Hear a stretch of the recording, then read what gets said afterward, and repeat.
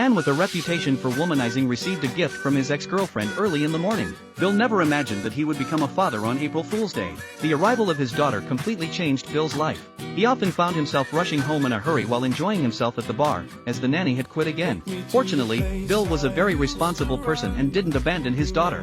Instead, he clumsily tried to take care of her himself. At night, it was manageable, but during the day while he was at work, Bill had planned to leave the child at the barbershop downstairs, but the staff were too busy to look after a child. With no other options, he had to fully prepare himself and bring his daughter to work.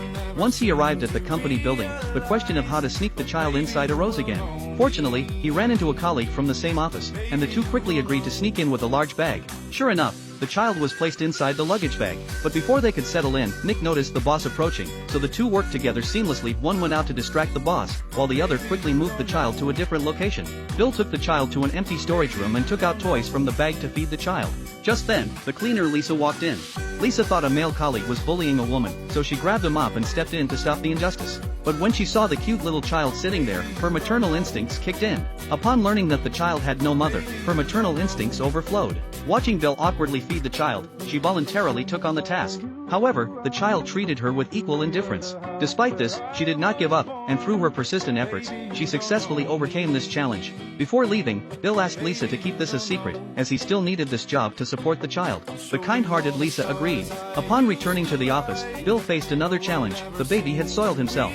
He intended to take him aside to change his diaper, but unexpectedly, the supervisor suddenly arrived, requiring both of them to report on their work. Bill had to step out to escort the supervisor away, gesturing for the others to change the baby's diaper. The two had to fully equip themselves, placing the baby on the photocopier, with one keeping watch while the other changed the diaper. Little did they know that the baby had accidentally pressed the copy button. A strange image was silently created. The two inexperienced men used a stapler and tape to secure the diaper, and the baby cooperated by not crying or fussing. But unexpectedly, their friend was a troublemaker. The unexpected image from earlier was accidentally included in the report materials. The boss looked puzzled, but she couldn't have imagined it was a baby's bottom. So Bill lied, claiming it must have been a malfunction of the copier, causing it to print randomly. This time, they managed to avoid trouble, but there's no such thing as a secret that stays hidden forever.